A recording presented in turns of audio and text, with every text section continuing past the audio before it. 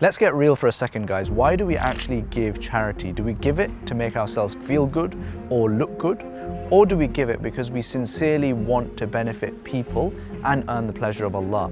Because if it is the latter, then that needs to reflect in our actions. Let me put it this way. If I gave you two options, £100 donation to option A will benefit 10 people. £100 donation to option B will benefit 1,000 people. Which one would you choose? Pretty much everyone would choose the 1,000 people option. But let me ask you this, when was the last time that you gave charity where you actually asked the charity, how many people are you going to impact? When was the last time you followed up on that? When was the last time that you gave with impact and effectiveness actually in mind at all? We are a community, and I say this to myself, of people who give to charity when something pops up and we feel sufficiently emotionally moved to give to that particular cause. And by the way, giving to a cause emotionally and being connected to that is not something to be maligned. That has its place and it's really important. But that alone cannot be the reason that dictates our charitable donation decisions. Because otherwise what will happen is that charities that most pop up and most move you emotionally will get the most money. And that then incentivizes charities every following year to invest the most in popping up the most in front of you and making you most emotionally moved as well.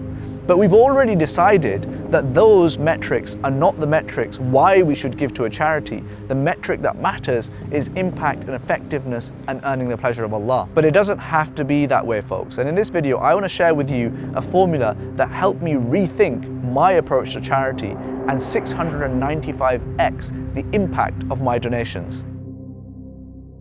The big problem that we have with charities is it's very hard to compare between different charitable projects. I mean, how are you supposed to compare between a cataract clinic in Sudan versus a homeless shelter in Manchester? Well, philanthropy researchers have actually come up with a metric that they use to compare between different charitable projects. It's something called QALYs, or quality adjusted life years. And the idea is that you can increase the QALYs that you ascribe to a particular project by either increasing the quality of life of a person through that donation or increasing the length of the life of the person through that donation or that project. Here is how the equation works. So now, using QALYs, if we want to decide between giving to a homeless shelter in Manchester versus a cataract clinic in Sudan, this is how the analysis would go. Let's assume that the homeless shelter in Manchester will allow you to increase a person's quality of life by 50% and add 5 years onto their life expectancy as well.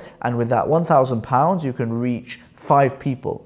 The maths would be 50 times 5 times 5. So ultimately that would mean that you would add 12.5 QALYs for this £1,000 donated to this homeless shelter. On the other hand, let's say the cataract clinic in Sudan will allow you to reach 100 people, but the quality of life improvement there is perhaps only 20%, and the length of life that increased is negligible. Let's just assume that's 1. So what that would mean is you would ultimately end up with 20 QALYs, or 20% times 1 times 100, and that would be far more QALYs than giving to the homeless shelter in Manchester. And that therefore allows you a key metric by which to judge which of the two charitable projects you should donate to.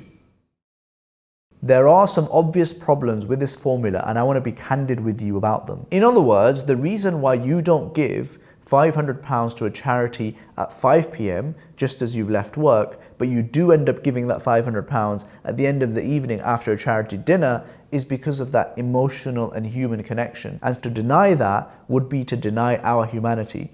And that is not something that is captured by this formula. My solution to this is that we should have both the rational and the emotional hand in hand. Because you see, if a charity does the work beforehand and it makes sure that it is coming up with charitable projects that are incredibly high impact and have the most QALYs, let's say for example, and we as donors are much more switched on and are asking charities questions about impactful, long-term, effective giving, and then we turn up to this charity dinner where it is a lot more about emotions, we ultimately will still give that £500, but now it's going to be much more impactful. The second problem with this formula is that ultimately it does rely on things that are pretty subjective. The quality of a life and how many years are added on to a life expectancy are ultimately things that are quite subjective, and the quality metric has faced extensive criticism in the academic literature as well. Here's an example of a paper that discusses this. I completely accept this criticism, and I do think that qualities on their own are going to be subjective, and they alone cannot solve all the problems about charitable giving. However, for the purposes of what we are up to here, which is making the Muslim community as a whole think a lot more about impact, effective giving, and get that rational brain thinking, I think qualities are a great way of starting that conversation. And by the way, a lot of academics still use qualities because it does have a lot of uses in lots of different contexts. I read a great book by a guy called William Macaskill, who's an associate professor of philosophy at Oxford recently, called Doing Good Better. In it, he gives this crazy example of different projects that do the same thing, which is try to increase the amount of education given to schoolgirls in Africa. And he compared between the different options, and ultimately the option that gave the best return was actually delicing hair. And that project was 695 times more impactful than the lowest impact project. So this got me thinking, how can I take my donations and have a 695x increase on those? When it comes to the Muslim community and the Ummah, I think we have two additional criteria that we will give particular weight to. The first of these is that we really optimize for the Akhirah, and that means that we as Muslims care about Iman and Taqwa, and we would perhaps give more to revert charities or Da'wah charities than the mainstream would. Secondly, we also really care about local giving because that's what our religion teaches us to do, and also because we know that if we don't do it, no one else will be able to do it either. Right, now let's be frank, all of this stuff about qualities, but actually in reality, no Muslim charity right now really has a quality level analysis of any project going on.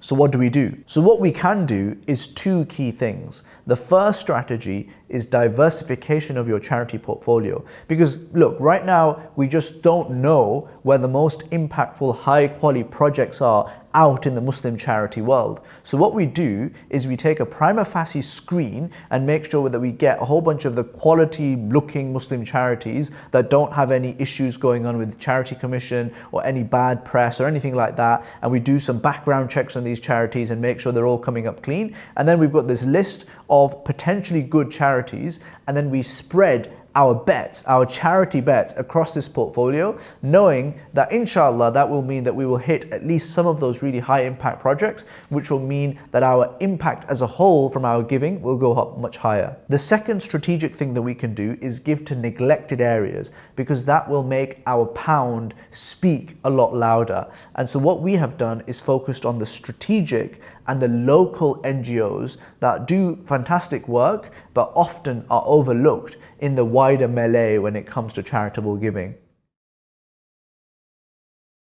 This Ramadan, we've started cutting the ground and doing a proper analysis of Muslim charities in the UK with our Ramadan Charity Clarity Guide. We don't have quality level analysis of our charities just yet, but in the interim, based on our findings, we've emphasized two key things in our guide. First, we've taken a portfolio approach to a number of decent charities, and second, we've taken a portfolio approach to strategic and local charities and NGOs as well. The plus side is the IFG Zakat calculator links up with this guide, so if you want to give to one of our pre-selected portfolios, you can do that at the click of a button. As an FYI, this is our annual community project. We don't charge any admin fees or make any money from either the Zakat calculator or the Ramadan guide. With this Ramadan Charity Clarity Guide, we've taken the first baby steps to really trying to help our Ummah and ourselves give much more impactfully and thoughtfully with the long term in mind.